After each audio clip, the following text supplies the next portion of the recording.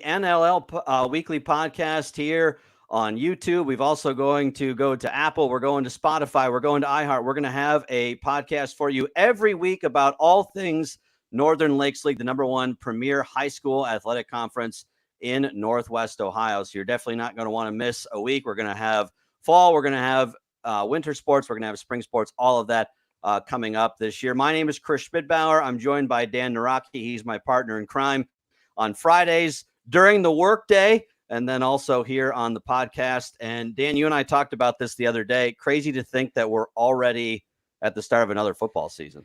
It really is. It just feels like we just went through the 4th of July and everyone just got back from vacation. And now we're already thinking about football in general, but especially high school football now. I'm sure there's a lot of parents that are also not quite ready for the whole back to the school thing. Even though from what I understand, there's some parents that are already have sent kids back to the classrooms. Even if they didn't want them to go, or basically even if the kids didn't want to go, even if school had started yet, I think some of them were probably already sending the More than kids ready off for at that, this right? point.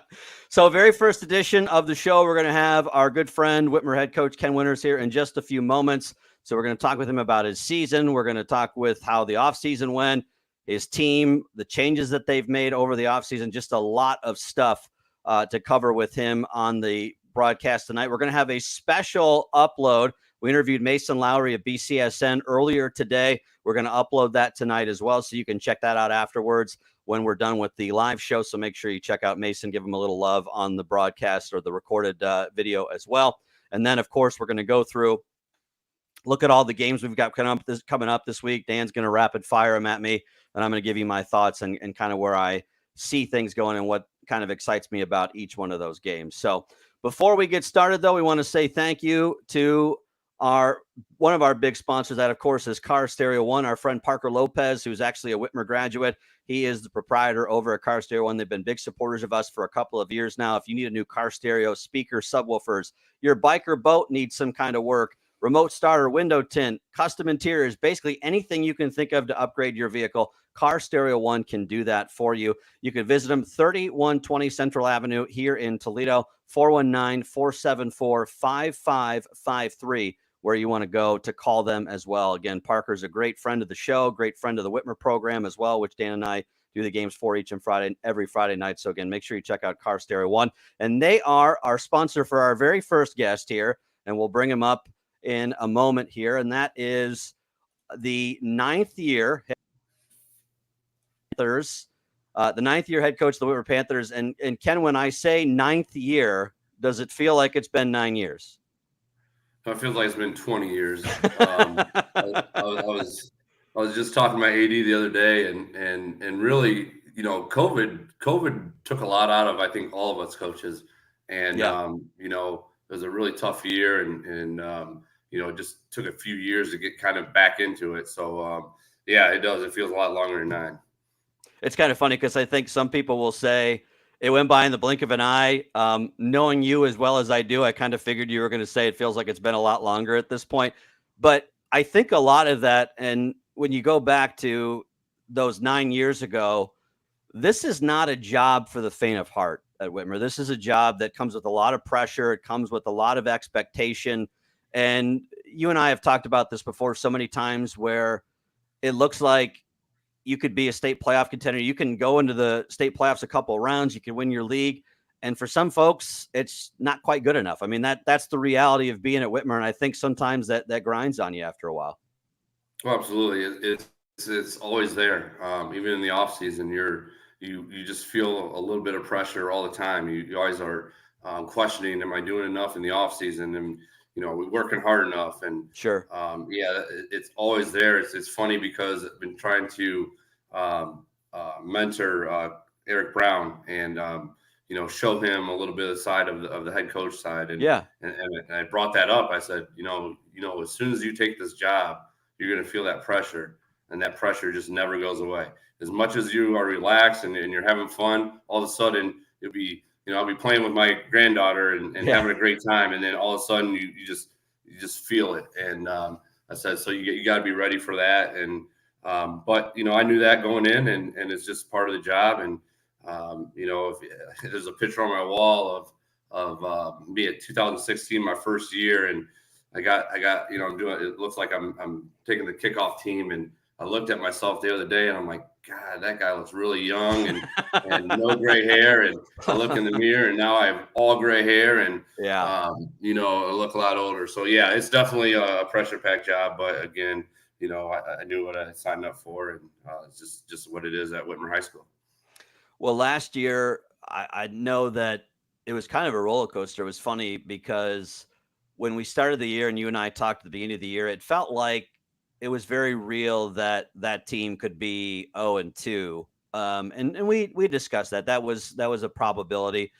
But I think people were a little down in the dumps. I remember even talking with you before the Clay game, which was the third game last year, that there were people who thought Clay might get their first win over Whitmer in forever. Obviously, that didn't come to pass. You guys reel off 6 straight, and then it feels like, man, we're on top of the world. We're just going to kind of probably win that outright Buckeye Division championship. Finley comes to town, and things kind of go astray.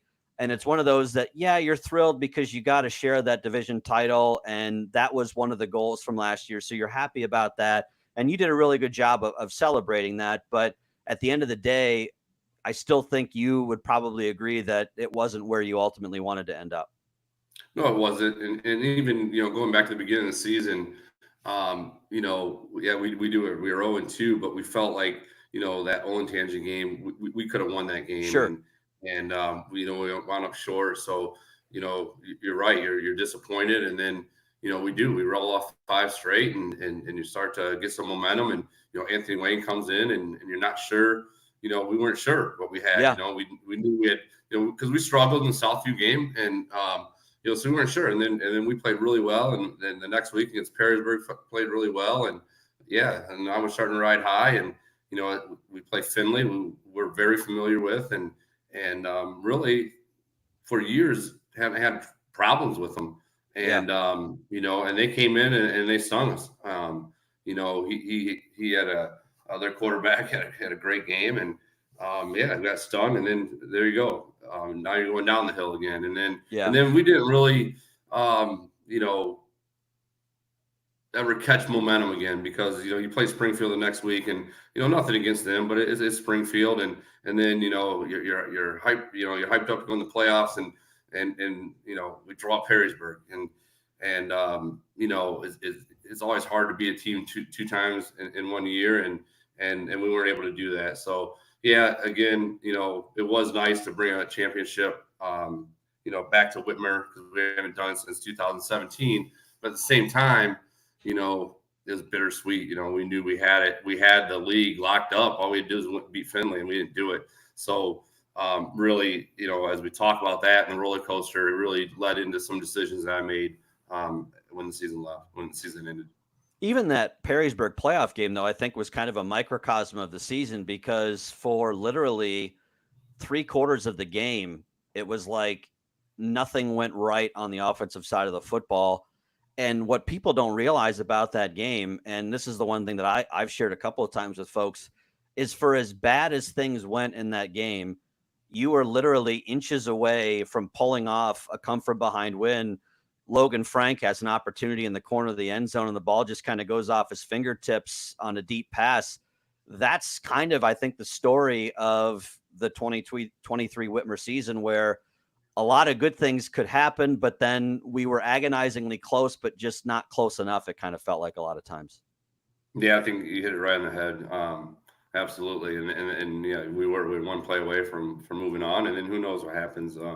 But we didn't. And, again, you at the end of the season, you got to figure out why, and look back and then try not to make those same mistakes again. That's what we've done. Well, you highlighted the offseason changes. Obviously, the big one that made waves was bringing in Pat Cacciardo Jr. as the offensive coordinator. I know the story behind it. I'm going to have you share that in a minute. But to have a guy who, one thing that you and I talked about when this was brought up was the one thing that Pat Cacciardo always has. You could say a lot of things about his teams at Springfield, but the one thing you could never take away is they could move the football and they could score points. And when he agreed to come on, I think you really couldn't find a guy. Yeah, it's a roll of the dice. I don't think you would disagree with that at all. But you bring a guy in who's got so much experience. He loves the school. He's a Panther alum. His dad obviously was the head coach for a long time. I don't think you could have found a better person to take a risk with and to try and change things up to see what you can get out of them. Tell people how you kind of came to bring Gooch in, but then how that transition's gone so far. Yeah. So, every season at the end, you're always, you reflect and you're trying to figure out how to make your team better. And, really told the story a couple of times. So I was driving up to Whitmer. I have a 45-minute drive to school. And so I get a lot of thinking in, and I'm just kind of, racking my brain on, I don't know a lot of coaches. I really don't. Sure. I live in Fremont. I'm not one of those coaches that, I don't know, the whole coaches fraternity. I keep to myself. I have a job to do at Whitmer, and that's what I do. And then, I spend time with my family. I'm just not that person. So I don't have a lot of networking in the coaching world. So, I'm just trying to think of how we can improve. And, it just all of a sudden it pops in my head, a conversation I had with Pat Senior. We did I did a radio show at the last week of the season with him, and afterwards he said, "Man, Brady Ford, my son really likes him," and went on and on about how Pat admired him and what he did. And so that kind of popped in my head, and I just wondered if he would be interested in coming out of retirement. And for the things you said, when we played him at Springfield and going back to when he was at Start, I just always remember, Kurt Hartman and Kubicki, just always making comments of, how hard it was or how tough it was to prepare for him. And, I thought, I didn't really know him, just the coach talk at the 50-yard line and whatever, but we'd always got along. And I thought, maybe I can, if he likes Brady so much, and obviously, being a Whitmer alum, I thought maybe there's a chance that, putting the two together, we could at least have a conversation. Yeah. So I shot him a text, and he actually got right back to me. That led into, a few more meetings that we talked, and because there's a lot of variables with it,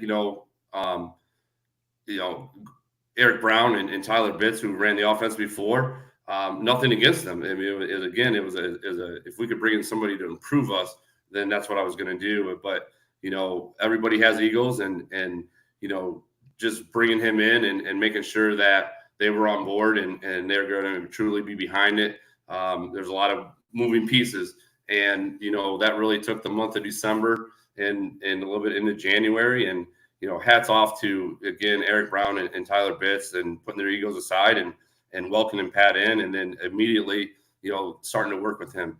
And, I think the misconception is it's not Pat's offense. It's a mixture of what Pat does best and what we do best. And that's what, we started in January, we started to do, and Pat's put so much work because he's taken what he's known forever, and we're using our verbiage, and he's got to transform all that, and we're using some other stuff. So, he's put hours in, just trying to learn all of this. And it's been a lot of hard work by a lot of people, and but we finally are getting it down to where we like it, and the kids can understand it. Brady being the first one that learned it. He was learning right with Coach Bitts and Coach Brown and Coach Guicciardo, and which was awesome. And like I said, it's really, the run game is not really any different, besides the fact that it's not like we haven't done it in the past, but it's been a long time since we ran draws. The screen game, that's something that we haven't done since Joe was here. And so other than that, the run game is pretty much what we have. The protections are pretty much what we had before, and just Pat bringing in the passing game and even blending in some of the things we did in the passing game. But it's been great. Like I said, everybody on the offense staff working hard to do that. And it was slow in the summer. I'm not going to tell you it was easy. Sure. There's times where we're all going, where I'm thinking, I'm like, oh my gosh, what do I do? Is this going to work? Yeah. But we were patient. Everybody was patient. And, you could really see as we went into two-a-days, us getting better every day. And I think in the first two scrimmages, again, there's been hiccups. But I think we got better from the first scrimmage to the second scrimmage. And, we've gotten better this week. And I think we'll continue to get better as the season goes, as we, again, mix these two offenses together. Well, you mentioned Brady Ford, third year as the starter at Whitmer. And a lot of times when you're the third-year starter, you're not asking a young man to learn an entire new offense. And I know, again, the running game is fairly similar, but as you said, just some different concepts. But that really kind of speaks to the special kind of kid that Brady is. And I think the thing that when you talk with him, when you see him, just the way he interacts with the team, the way he interacts with people in the community, I don't think you could ask for a better kid to just kind of roll with the punches. And he, I'm sure, was not happy with the way stuff went last year. There's no way that you could watch when you went in the locker room afterwards, see the pain on his face. He wasn't happy with the way stuff went. So for him to stick with it, for him to embrace the changes as well, I'm sure you were pretty pleased that you got a special kid as far as his attitude and his competitive spirit is concerned at quarterback. Absolutely. He's a great kid. And again, he's very receptive to it. And right away, even before he learned right along with everybody.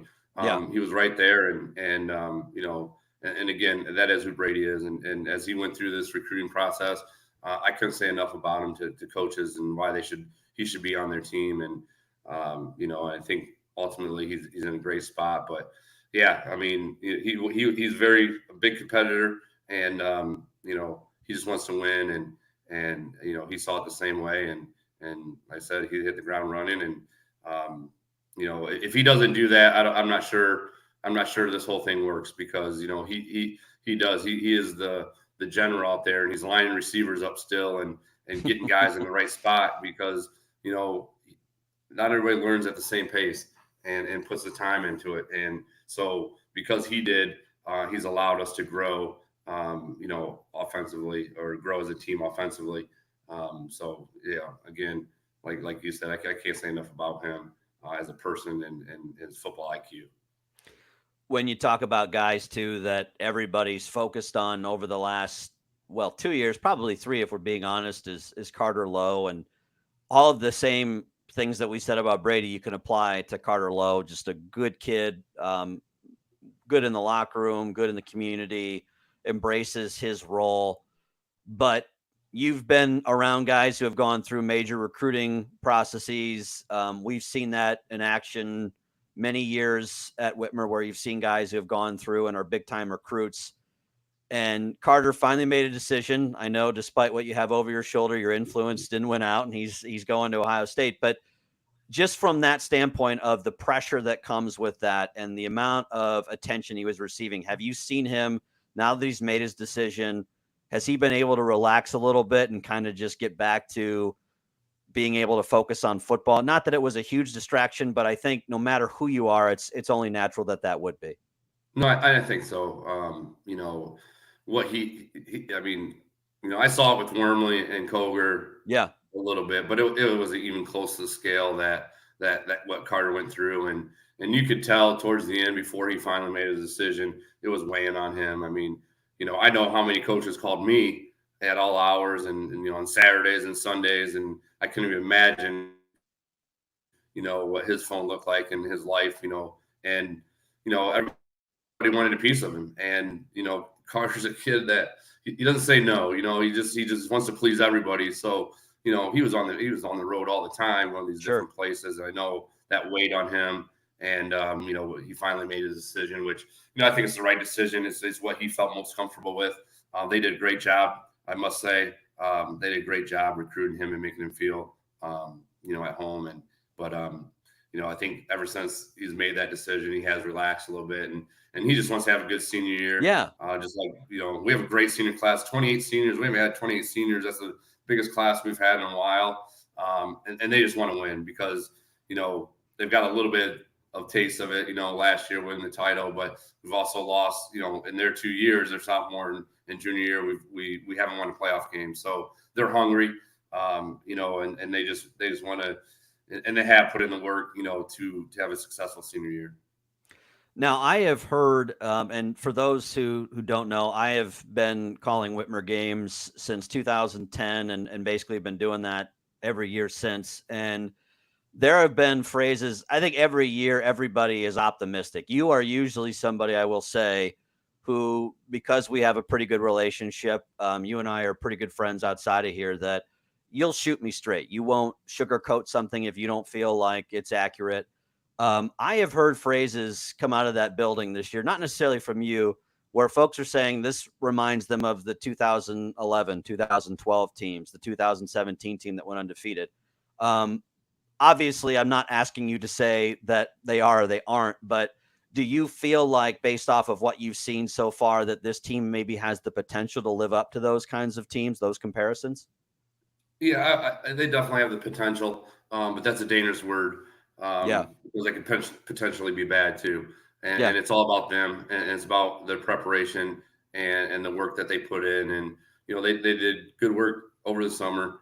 It's been good so far. Our biggest thing that we're talking about this year is, yes, you come here, you have great effort, in practice and everything, but it's what you do when you leave this place. And you have to spend time watching film. You have to spend time understanding your opponent. And once we can do that with the majority of our players, that they can, they truly understand the game plan and they start to recognize things before they happen, then we can be something special, and we can, I think you can make those comparisons to some of those teams you did, but it's early. Yeah. The scrimmage season went good, better than expected. And, again, yes, we could, but we're still 0-0. So Yeah. it only matters this Friday when we start. And we'll kind of, go week by week and hopefully at the end that we're comparing this team with, any of those 2011 or 12 teams would be awesome. Well, and you think about back to those teams, and you kind of hit on something that probably gets lost. Everybody sees the talent. You talk about Chris, you talk about Nigel Hayes and the Holly brothers, and obviously they were there in 12 with Jack, and you got a lot of talent that went through there. But that was the difference, I think, in 11 and 12, which is, yeah, you were super talented, and I don't think anybody would disagree with that. But those are kids, as you said, who did the extra things, that watched film when they went home, that had that desire. They weren't going to go down, especially in 12. I think that's the one thing that a lot of teams, and I'm sure you probably feel this way, what makes a team go from good to great is that desire and that work ethic that carries on off of the field, in the classroom, in the weight room, all those different things, because really people don't realize that's where the difference is made, I think. Absolutely. And it fits into, kind of our culture, the EAF effort, accountability, and family. And we talked about it with the seniors right before two-a-days, the family part. And, it's what you do outside of football. We're always together in the locker room, but you guys need to hang out. You need to hang out with your position, and make that strong first, and then the offensive side or whatever side of the ball. And then you have to do things as a team. And it doesn't have to come from me. I don't have to organize all these events. You guys need to do it. And the more you guys do that, the more that when it comes a Friday night or, even preparing for the game, you're going to want to do it for each other. And then, you're not going to want to let each other down. And that would just drive you to do the extra things that are necessary to be those great teams. Now, getting back to the skill guys on this team, we talked about Brady, but obviously you can have the best offensive line. You've got Carter, you've got Kyler Koopmans, Cooper Bringman. You've got a lot of really good offensive linemen. But if you don't have backs who can tote the rock, it's kind of half of the recipe, basically. And you've got two really good juniors who are coming back that carried the ball a lot as sophomores. You've got another young man in Arshawn Fobbs who maybe didn't carry the ball a ton, but I think could probably go to a lot of schools and be in the mix at running back. And then you bring in Jamon Holmes, who's a sophomore. The reality is you've got four really good tailbacks on this team. And it's a double-edged sword because obviously you've got depth there, which you love, but everybody's going to want to carry that football. So I guess how do you spread the wealth around and then also keep everybody engaged? No, it's a great problem to have, and them guys, that room gets together they get along so well. Going back to last year with Joey and Jaden, they didn't care if they were in or not. They were cheering for the other guy. They wanted the other guy to succeed. So, and they've extended that to Jamon Holmes, which I'm super excited about, and people are going to learn his name as we go through the season. But it's a good problem to have because running back's a tough position, and running backs are constantly getting hurt. Yeah. So to be able to have 4 really good ones, it's a great problem. I love our line. It's funny because I told Pat, everybody thinks Pat, fun and gun, and all he does is pass, and that's all he, really he has. The pass hasn't set up his run, but I said we did it. What did we do? I think it was a red zone the other day, and I think he ran it 5 straight times and then throw it and scored. And I said, I bet you never thought you'd call that many runs in the red zone, and he started laughing. But yeah, I mean, it doesn't change with us, man. I want to pound the rock, and if we can do that, we're going to do that until somebody stops us, and that's where Pat's experience, hopefully when teams do stack the box, we'll be able to take advantage of that. But no, I love our backs, and I look forward to another really good season, and with them pounding the rock, all 3 of them, we're going to rotate them through, and we're going to give them all the chance, and we're going to have a fresh back in the fourth quarter, which I think is huge. Defense, I think, was maybe the highlight of last year. Nothing that I would say they were phenomenal at, and that's not to denigrate the performance, but the thing that they did was they kept you in a lot of ball games. And I think you go to that Central game in week 2, and yeah, Central put up 35 points, but that really doesn't illustrate how well the defense played. They were on the field most of the game. You go to that playoff game against Perrysburg, same situation. They were on the field a lot of the game, and they were able to really keep teams in check. And sometimes when things aren't going your way offensively, all you're asking for is the defense to keep you in the ball game. Brian Kale did a great job. I know he's taken another position in the district. He's still helping out, but Donnie Malloy has taken on more of a role as the co-coordinator and definitely had more of the day-to-day stuff. You're trying to replace Jason Kelly, a little bit of a younger secondary. What have you seen out of the defense? Obviously, Napoleon is Napoleon, but other guys also have to kind of replace some of those key players from a year ago. Yeah, I think our front 7, I think it really is kind of the strength of that defense. We did. I mean, you can't replace a Jason Kelly. I've said that in multiple interviews. But I think we're going to come close. I mean, Napoleon, he wreaks havoc. We got to take him off out of the defense sometimes just to get plays off offensively. He's so good. Sorry. No, you're good. Somebody wants to be on camera. But we really have a lot of young linebackers that are going to step up. You're going to hear name LJ Glover. He really reminds me a lot of Napoleon when he was a sophomore, and a little bit of Jason, and Sam Elford and D'Angelo Haynes. D'Angelo played quite a bit last year. He's gotten a lot better, more physical, understands the game a little bit more. So I think the strength is definitely with our linebackers. Our back end of our defense is, where I think we possibly could struggle early. Sure. But some guys have stepped up over the summer, and I think our defense might, early parts of the season, they might have to hold down the fort for a little bit, just like last year. But once our offense gets rolling, I think they'll finally help the defense out. I know special teams was something that was definitely a difficult thing last year. You lose Ray and Farhan, your first game, he's out for the rest of the year. You kind of scrambled to get a kicker. Having him back, and I know that you are not a guy that lavishes a ton of praise on kickers, but when you talk about Ray and what does he mean? I mean, just to have him back, because I know that was something that kept you up at nights after week 1 last year of, just even being able to kick an extra point, to have a guy that not only is solid in those aspects, but can probably even be a weapon for you down the stretch of being able to make some field goals from a little bit of distance to be able to keep you in games. What does he mean? Yeah, it was heartbreaking, because, he'd been kicking since his freshman year, and for that to happen early, we were really looking for a really good year out of him last year. And, you're right. I am very hard on kickers, and I still am. But you learn to appreciate when you lose one like that. Appreciate, really their worth, and geez. I think quarterback up. Gosh darn it.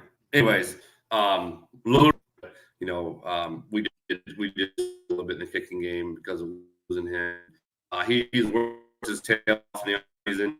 His leg is strong again, and he's booted all around. So, finally, I think his range is about 42 to 47. I feel pretty comfortable with trotting him out there to try those lengths. So he should be a weapon for us. Won't keep you too much longer. Just got a couple more questions for you. When you look at this Buckeye division last year, and obviously it came down to the final week of the season, we knew that it was going to be a tough slog for the season, and again, to have those opportunities down the stretch to literally have a meaningful ball game every week of the season down the stretch. What was that like to actually have kind of a tough ball game every week? I mean, it really illustrated just how good the NLL was to be able to have just this intense rivalries that were kind of almost budding as time went on last year, to see those games each week in, week out, to know that everything was on the line in those games.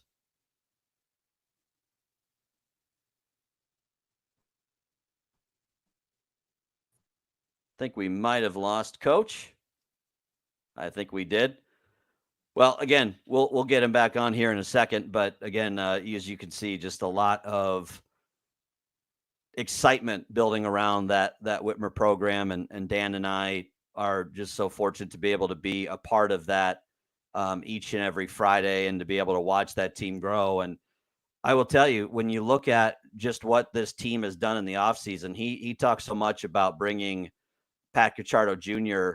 in as the offensive coordinator. And when you see that, I think we got Coach back now. Ken, I was just asking, like, when you play that many crucial games down the stretch like you were in the Buckeye division. You guys hear me? Yeah, we can hear you. We got you back now. Yep, you're good. What was it like to have those tough games all the way down the stretch in the Buckeye division last year? I think the NLL truly lived up to its billing of having a tough game week in and week out for you guys. Maybe he doesn't got us quite yet. The joys of live podcasting here. But I'll keep filling until, we can hear you. Can you hear us now? Not quite yet.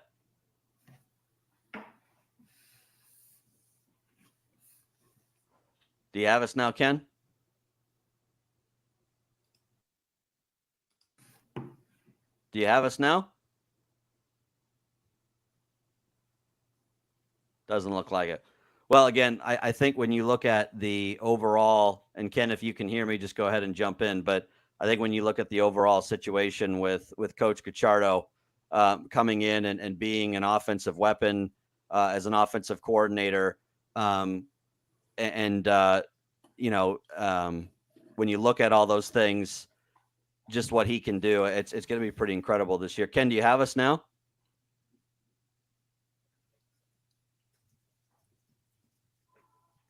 Doesn't sound like it, but anyway, we'll go ahead and keep going here. Like I said, until, again, technical difficulties here. Hopefully we can get it going here. Dan, certainly if you can work on it on the backside, if that helps anything, that would be good as well. But again, like I said, you bring Coach Cacciardo in, he's going to be a guy that brings a lot to the table, and I think is going to do something that's going to be really incredible and really kind of one of those things that really makes him an unbelievable play caller. I think the team's going to be so much better, and the offense is going to flow so much better as time goes on. Ken, do you have us now? I don't think so. Like I said, the joys of live podcasting here.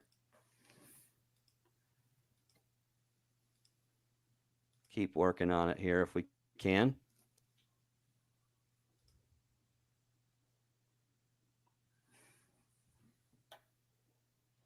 So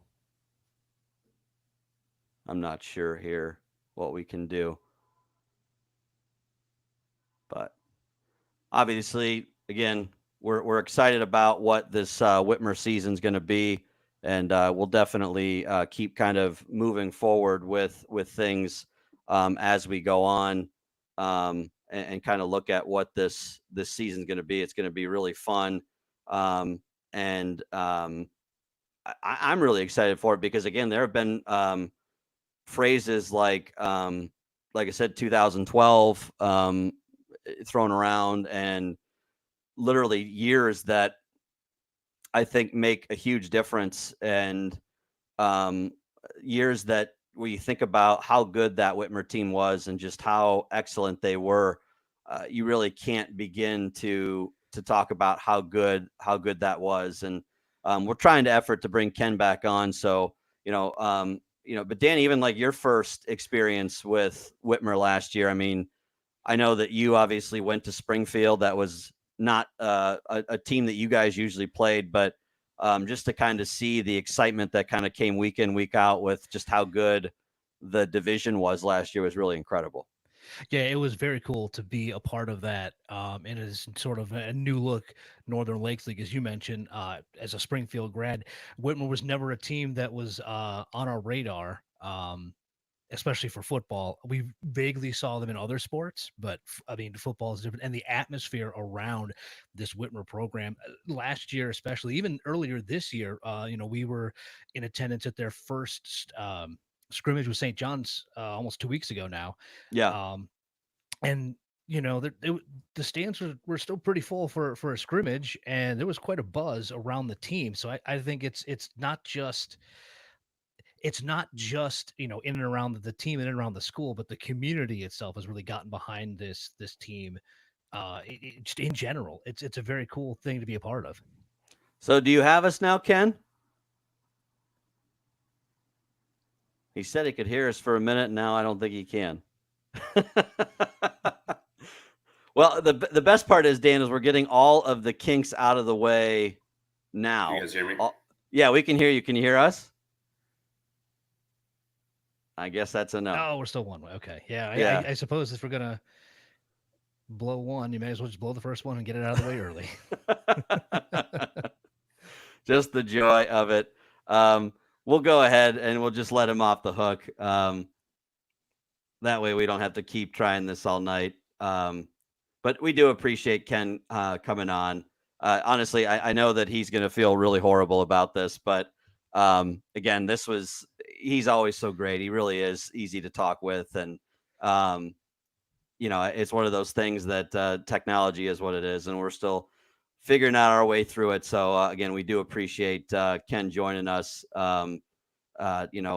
It's one of those things that's a shame. We'll have to try and get him back on later in the season and go through it and figure it out a little bit better here as we go on. But when you look at just kind of overall, like that first experience, I look at just the overall situation that the NLL was trying to do, which was bring excitement back each and every week. Like every division on the football side went down to the final week of the season. And we love to have that opportunity where everything means something towards the end of the year.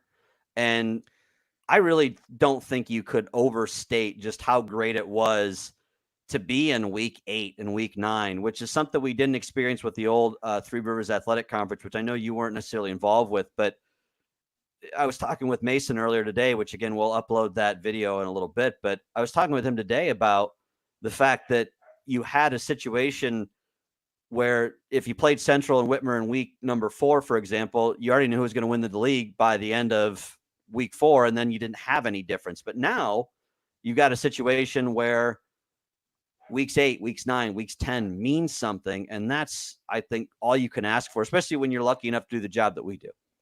Yeah, I think that's a very cool aspect of what the league has become as well. And it's just so that we were talking about, throughout the season, actually, I think about week 6 or so when the first computer rankings come out, and it's kind of that excitement over, for example, the college football playoff rankings, where those start coming out to the end of the season, and everyone, digs through those numbers and kind of, runs the fantasy matchups of who is where and where everybody should be at and end up at. And we were able to do, we were doing that the last couple of weeks of the season because everything was still meaning something. And more importantly, you're keeping an eye on the games. Like, oh well, you don't know what's going to happen out, in Sandusky. Is what happens there, and that might affect where we end up that first round. And I think there's a level of excitement that has definitely changed with how this league has evolved and expanded. And it's very cool to see just how much it's been embraced as well. Because it was kind of, you get everybody caught up in the excitement of looking to put the push toward the playoffs. Now, is there something to say where you're putting too much emphasis on every game? Possibly, if that's all you're looking at. But I also know that every coach is going to say the exact same thing, and it's probably how they're looking. They're telling their team to look at it as the only week that matters is the one that's right in front of us. The only opponent that matters is the one we're playing on Friday night, and forget everything else down the line. You just be ready for Friday. We're going to take a look at some of the games here in just a second. Want to let you know, though, Victory Auto Mall is your trusted used car dealer in Toledo, Ohio. Whether you're shopping for your first car or your 10th truck, the experts at Victory Auto Mall provide outstanding service and a no-pressure environment. Their only goal to find a great vehicle that matches your lifestyle and serves you for years to come. They have used vehicles, coupes, convertibles, minivans, sedans, SUVs, trucks. You can find it all at Victory Auto Mall. Visit them at 1632 West Lasky Road in Toledo, or give them a call, 419-745-9676. Again, Victory Auto Mall, another one of our sponsors here on NLL Weekly. Now, Dan, I know that you're going to rapid fire some games at me, so let's go through the slate of week number 1 in the Northern Lakes League. That's right. The voice now gets to become the expert as we run down all the action here. And just taking a look, looking at the names on this. This is like it's week 1, but it's already full of what you could think of as highlight matchups. Let's start in a rematch of a thriller from early last year. Remember, we were talking about it early, as well as Clay will head out to take on Sandusky, the one that came down to the final play of the game. So what do we see out east this Friday?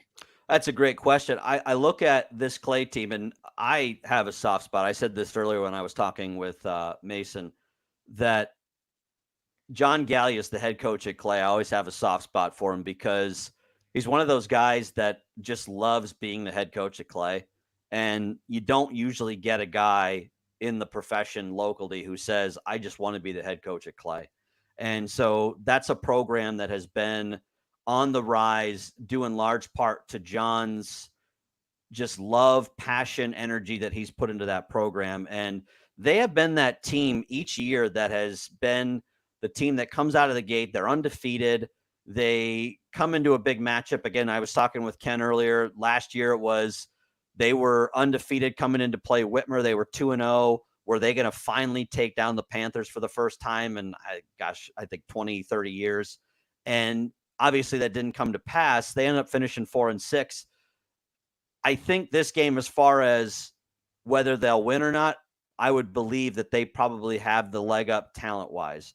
Defensively is always going to be the biggest struggle for them. I don't know what Sandusky's going to do, just because Lucas Pajali, who was the head coach there, has become the athletic director at Sandusky. I'm not sure who they replaced him with. I imagine it's going to be a lot of the similar stuff they ran under Coach Pajali, but I would imagine this group at Clay with Mason Heinzel, who's going to Pitt, they're going to have a really good opportunity to come away with week 1. But for me, it's never been about week 1 with Clay. It's always been about what's week 6, 7, and 8 look like with Clay. And that's the one thing as we go down the stretch of the season. And I know I'm forecasting off into the future, but that's what I want to see is where is this Clay team at come week 6, 7, and 8? And that's a very good point. As we were there for the game, it was week 3 last season. Yeah. And then as we kept following scores, and everyone was saying throughout every press box we were in, going, "Wow, that Clay team's like gotten a lot better." Yeah. Even though they started out 2-0, they keep getting better and playing better throughout the season. We'll stay on the east side of our viewing area as Tiffin Columbian will welcome in Fremont Ross. It's a curiosity, I think, of both to see what Ross looks like this season and to see whether or not Tiffin Columbian can put together and some sort of measure of consistency, which was an issue for them last year. Yeah, they were 10-3. I think bounced out of the first round of the playoffs.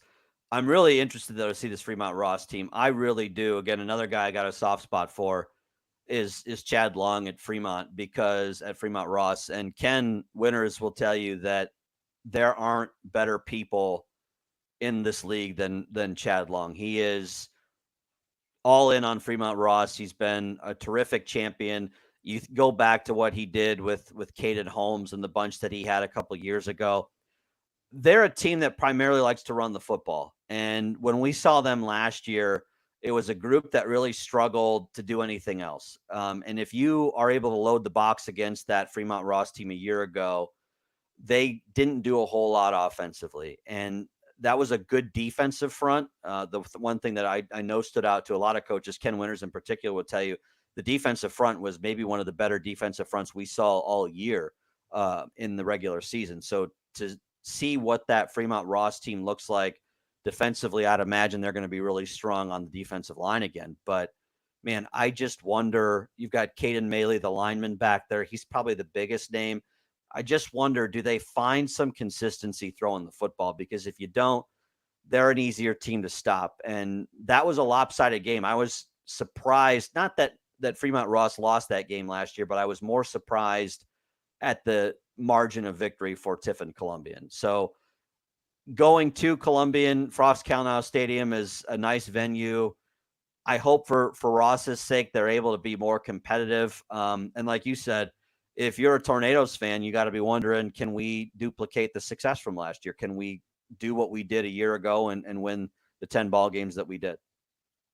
Up next, a battle that I'm a little more familiar with. It's more of a classic NLL battle, the Battle of Sylvania, as Southview takes on Northview. It was all the Cougars last season for a team that was probably more talented than their record ended up showing, honestly. But I think the bigger question is has Northview been able to improve, and by how much? That's the number one question for me about Northview. I know in talking with Mason, he has that game. Mason Lowry has that game on Friday. He had said that Greg Silm, the head coach for Northview, had said they've tried some different things offensively. They're putting a different system in, trying to fit more of the personnel that they have this year. They lost Boston Vargas, who was their starting quarterback from a year ago. Southview has a lot of guys back, but skill position-wise, they lost Emmett Lamb. No Isaac Sexton, who was the best running back yardage-wise in the history of the school. I wonder, I know Mason said that Steve Hardy, the head coach at Southview, has really been blustering about his tailback that he's got coming in, a kid who played linebacker last year. I think Mason said like 6'1", 175 was his size, so he's a big back. But Steve has said that he's got some speed to him as well. I would expect that Southview will have the better of the two rosters as far as talent's concerned. Will Maisie's quarterback is returning as well, and Will did a great job last year. And you mentioned the record that Southview had, and maybe even being better. And people probably forget. I know that our Whitmer folks don't forget this, but that was a game that came down to the final play of the game last year, and it takes a Brady Ford Hail Mary pass basically to Logan Frank to walk off Mel Nussbaum Field and go back to Washington Township with a win. Otherwise, Whitmer drops that game and goes home and kind of scratching their heads about what do we do. Not that they weren't going into that week against Anthony Wayne, but that really made me sit up and take notice of the potential that Southview team has. Going to have to replace some holes, but when I look at Southview, I think they'll be the winner here. I'd be surprised if they weren't. But as you said, what does Northview look like? How much better are they when you come into the season this year? That's a tough game to start the year off with, and a really good Southview team again. Maybe the rivalry will jack them up a little bit, and they'll play maybe a little more inspired than what we saw last year. But, man, I just wonder with the talent that they lost. Again, I mentioned Boston Vargas. You also lost Andrew Fineski, who was a really good wide receiver and linebacker for them. I'm curious to see who they replace it with. Hopefully, for Greg Silm's sake, they've got clicked on something and found an offensive system that'll work.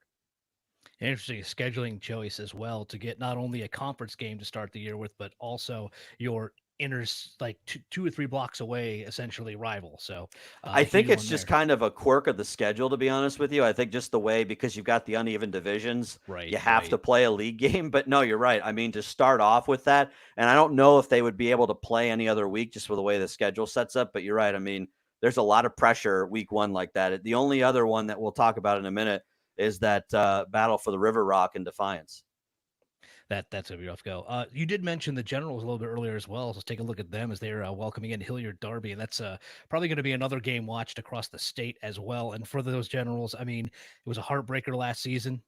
They just couldn't get over the hump and bring the fourth quarter rally. But there's a lot more experience now on that Anthony Wayne side, and they're expected to contend as well. Well, you told me last week when we were talking about Whitmer scrimmage. Whitmer scrimmaged Avon, and Avon was in the USA Today like Super 25 in Ohio. And you had also mentioned the Hilliard Derby's in there as well. Mm-hmm. Anthony Wayne is going to have their hands full again. But when you go to their field, it's one of the few places that's still all grass. It's not the kind of place we saw how grass screwed with the psyche of Whitmer last year at Southview. It's not an easy thing to go in and play on a grass field if you're not used to it, for one. This is an Anthony Wayne side that I think is going to play with a little bit of a chip on their shoulder. The predictions for the season came out. Anthony Wayne was picked to finish 4th in the Buckeye division, which I did not see coming. I actually thought they would be at worst 3rd. I probably would have thought more 2nd. So the fact that they have that, I wonder how much Andy Brungard's going to use that to his advantage with that group. Grant Kinney going to Colgate, terrific quarterback, really did a nice job last year. Braden Gardner, the running back, returns for them as well. I think they're going to be a really good group again. Now, that was a game Anthony Wayne trailed big, were able to rally, and just kind of came up a bit short. I think they lost by 6 last year.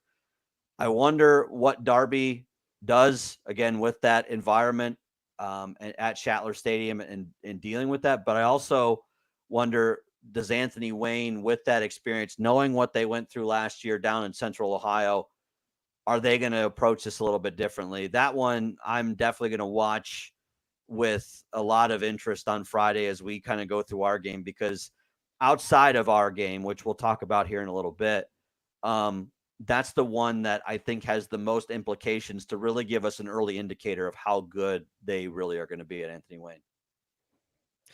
To a game with maybe not as high expectations as that, but are going to be very important to two teams who are asking their questions. The question, what do they really have, as Perrysburg heads over to Bancroft to take on St. Francis. And you'd imagine this won't be a huge test for Perrysburg, but they're also welcoming in a lot of youth, as St. Francis is also still trying to put their powerhouse back together. So how does this thing end up shaking out? Well, I don't think it's going to be good for St. Francis, and I speak that as a St. Francis alum. I don't see it being a lot better. But for Perrysburg, they're trying to replace some pretty key defensive players. You're trying to replace Nick Oros. You're trying to replace Gavin Fennekin. You're trying to replace some big defensive pieces. I wonder how fast those guys get up to speed. They were picked to finish 2nd in the division. Whitmer was 1st, Perrysburg 2nd, Findlay 3rd, and then Anthony Wayne 4th. I wonder what this Perrysburg team looks like early. Part of the reason I think Perrysburg struggled in the middle of the year last year was the lack of a challenge that they faced early in the season. Now, the league games they couldn't do anything about, but their non-conference schedule was not the most difficult to traverse. And that doesn't necessarily mean everything, but I think it means something. And the first time that you go into a game and you get punched in the mouth, and you know this, having watched a lot of football, it makes a big difference if you have not been tested yet. I don't care how experienced you are.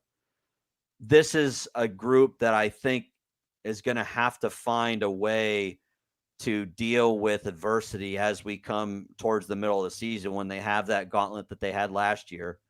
And Friday won't be that, but for their sake, I hope some of those new faces get their feet wet. I hope for their sake that they, get out healthy. That's another big thing in these games too, early on, especially when one that maybe doesn't test you as much as you would like to. But man, I can't see St. Francis winning that game, but margin of victory is going to be one that everybody points to. If they win by 40, everyone's going to say, yeah, that's kind of what we expected. But if it's closer, maybe some things to work on with Perrysburg. Speaking of expectations, a game with a lot of them coming in, a game with two teams that really want to be in the conversation come November, is Findlay heads over to Central Catholic. As you mentioned, that Super 25 poll statewide, Central Catholic is rated 4th. Now, Findlay is in that poll. They're actually just sitting outside the top 25. I want to say they were about 27th to 28th, with also receiving votes. But if you run this back from last year, Ryan Montgomery and company did not have a good time against the Irish out there on their home field. And even as Central has to replace a lot of talent, there's still a ton of talent on this squad. I felt like we said something similar, though, last year about Central, where it was like, yeah, there's a lot of holes to fill in, and then they go and win another state championship. This, to me, is another one of those litmus tests that we were saying of how good are you really going to be. Now, to be fair, they could go out and get drubbed, and that doesn't mean they're not very good. Central just could be really good again, and that wouldn't shock anybody. But this is that last go-around for Ryan Montgomery. All of the pressure, all of the aspirations, the hopes that this group has ride on that young man's shoulders. He's going to Georgia. There's a reason why the Bulldogs and Kirby Smart want him. He's a really terrific quarterback. Receiver-wise, though, they have Reese Little back, and that's about it. They just don't have a lot. They lost Javonte Hill. They don't have the level of receiver that they have. It's not a team that ran the football all that well, although I will say against Whitmer, I thought they did a nice job last year. Central replacing talent as well. How fast they get up to speed, I think that's going to be a question that Greg Dempsey's asking himself over on Cherry Street. There's just a lot of expectations, as you said, for this Findlay team. There's a reason why they were league tri-champs last year in the division. They're a very good team. They can move the football. That's one, like I said, we'll know a lot about how good Findlay is. If I had to pick, probably pick Central just based off of the way last year went, knowing the kind of talent and pedigree that Greg brings in over at Central. It wouldn't shock me if Findlay won. I think they're that talented, but that's the one game where Ryan's going to have to take over if they want to win that football game. The battle of two teams looking to take that next step forward. Maumee heads to Springfield in an old school NLL matchup. That's still weird to think that Maumee is out of the league, but that's just me. And again, it was another close one last year, but it seems like Maumee, has inched ahead, and they're ready. Are these streak breakers from a year ago for real, or is this team in danger of taking a step backwards? And also, can the talent out in Holland really get together to take their own step forward? We saw the speed there last year. You could see that there is some raw talent out at Springfield. There is no question about that. The question that faced Jerry Bell, it faced Pat Cacciaro Jr. in his last couple of years there, and it's now facing LaCharles Smith, is can that group pull in the same direction together? We didn't see it a lot last year. They did get 2 wins. You credit those guys, but they were against City League teams that probably were teams that Springfield should have beaten. This was one that was close last year. Evan Karchner did a wonderful job out at Maumee last year. Really did. a terrific job and brought Maumee along further than I think a lot of people thought they were going to be at this point. This is one that I could totally see Springfield winning this because it's on their field. Again, they do have some game breakers, and we saw that last year. Can they do it as a unit? That's the biggest question mark for me. And Maumee really did a nice job of kind of gelling together. They have some guys back. I don't know enough about them to kind of call names out, but I know they have returning starters from a year ago. Evan, like I said, did a terrific job as the head coach. Gosh, that one would be tough, and I could see it being close again. But if I had to pick somebody, I'd probably pick Maumee. Another opening week rivalry game as it's the battle for the River Rock as Napoleon will welcome in Defiance. And the real question here is whether or not the Napoleon team that starts the season will be at the same level of the Yes. Napoleon team that ended last season. Yeah. Trey Rubenstein is going to be the guy that everybody focuses on. He's going to Kent State, going to play linebacker there. He's a terrific running back as well for Tyler Sweary. I love the toughness out at Napoleon. You can't find a group that is harder nosed, that just is gritty and plays so well together. And I don't know if you remember when we talked, you weren't obviously on the show last year, but we had talked about it after the fact of talking with Tyler Sweary on the phone. And he had said that the conversation they had, because they started off the season, I think it was like 0-4, I think it was. And he had said, even at 0-4, they just kept saying to the guys, keep trusting the process, keep trusting where we're going, keep believing in what we're doing. And then all of a sudden they reel off those 3 division wins and it sets everything up. And they're a touchdown away from upsetting Southview at their place in week 10 to win that Cardinal Division championship. And you just think back to that same team that just 5 weeks earlier was literally looking at their season and going, what's going on here? What are we doing? I love this Napoleon program. I love what Tyler Sweary does, but you're right. If this group wants to be in the conversation, I know that this isn't a league game, but this is going to be one. Defiance won pretty handily last year.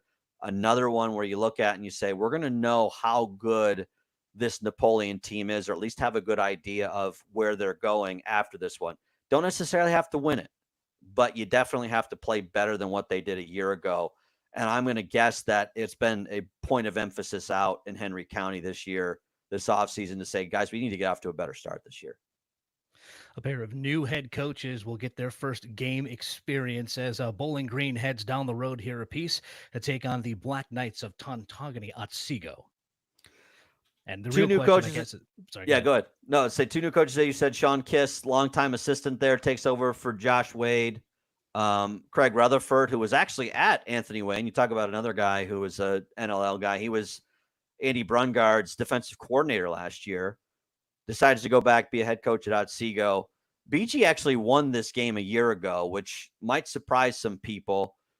But I wonder, new head coach, same system. I like the tailbacks. Jackson Schaefer's really good. Jay Shannon's really good for Bowling Green. They run more of like a flex bone option style of offense. But I really look at Otsego and I wonder how much better they've gotten. They finished 4-7 last year, probably didn't achieve the goals that they would have liked to, which is probably why people were slightly surprised with what they saw in week 1 and further on. Craig Rutherford's one of the best coaches in Northwest Ohio, between what he did at Eastwood, the job he did with the Anthony Wayne defense last year. I expect Craig to turn things around at Otsego. The question is how fast. And I think that's going to be in large part what determines what happens on Friday. They also have to go to Tontogany. As you said, Bowling Green has to travel. Does that make a difference? You never count out that home field advantage. Alrighty, and finally, we'll give you a preview of the game we were talking about quite a bit earlier as Dublin Kaufman heads into Whitmer Memorial Stadium.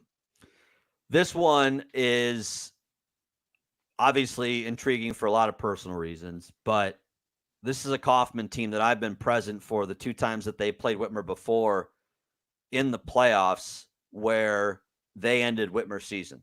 and it wasn't close. Now, talking with their head coach, Garen Stokes, which, by the way, anybody who is watching this, listening to this, go check out Garen Stokes' stuff on YouTube. Some of the stuff he has to offer is from just a leadership perspective, really, really good stuff. A guy who came from Minster High School, which is not too far from Toledo, more like the Lima area, but he won 2 state championships there and was a state runner-up. He goes from small town to as big of a Division I school as you can. 4th year going in. They were 10-4 a year ago, got to the regional final, but they have to replace a lot of talent. When I talked to him on Monday night, he said a lot of stuff's still in flux. They are that young. They are that inexperienced. And he even said it might be till week 4 that we find our best 11. Doesn't mean they're not talented, though. They have a quarterback, Amari Valerio Hudson. Remember that name for Friday. Was a wide receiver. They moved to quarterback. Now everyone's going, he came in as a quarterback, so it's not going to be that difficult of a transition. Garen believes that you have your best player with the football in his hands at all times. And obviously that's why you make him a quarterback. Amari is going to Army. He's already committed there. So he's going to be a load to worry about on Friday. But as you heard Ken Winter say before we got cut off with him, that's a very talented group. And I know that he downplayed the ability for this group to be a team. Again, if you're a follower of Panther history, in 11 and 12 when they reached state Final Four and state championship in back-to-back years, and they were in the state Final Four in 2010. I've heard that phrase tossed about from the talent perspective.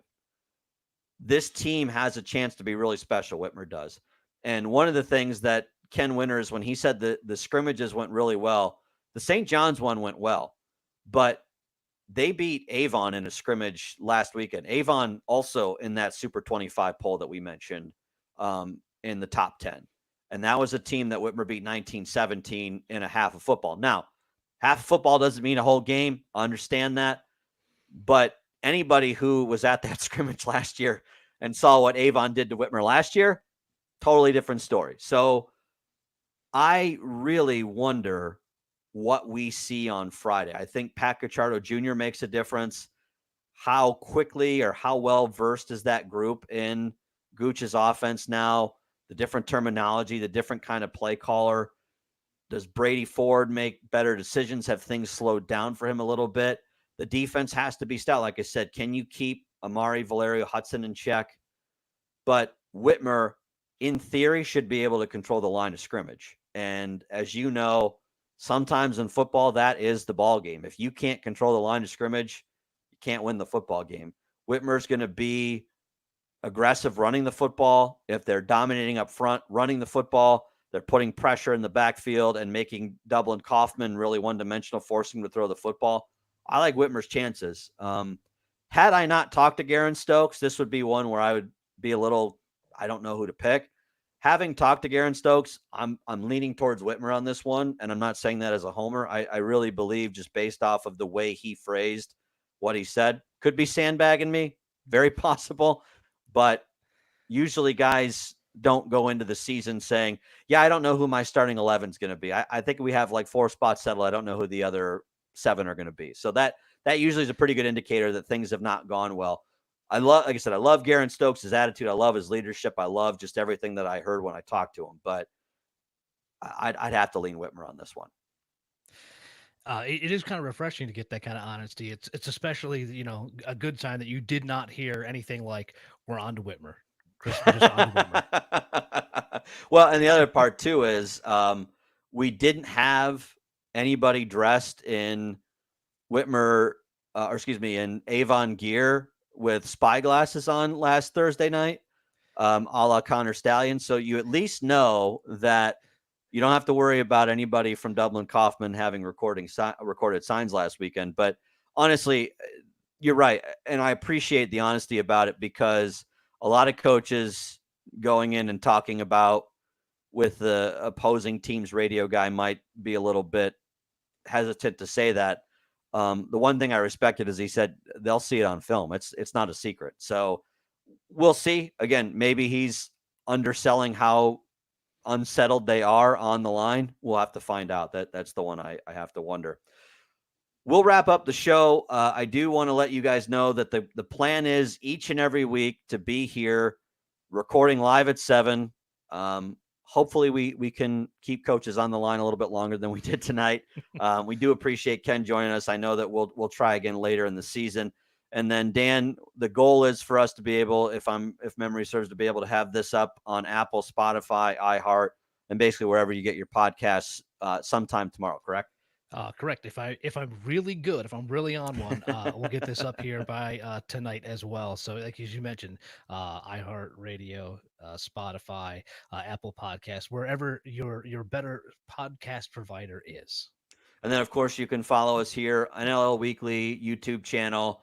We're going to stream live every Wednesday around 7. We'll let you know if that changes. Stay tuned to my Twitter/X account. At cschmid01. That's where you're going to find a lot of stuff about the show. Also, we're going to be posting this on the NLL Sports website. So again, if you can't find us or you don't listen to a lot of podcasts, you can go to the website. You should be able to listen to us there here in the coming weeks. We'll hopefully be able to coordinate and get that up as soon as possible. So again, a lot of ways to get us.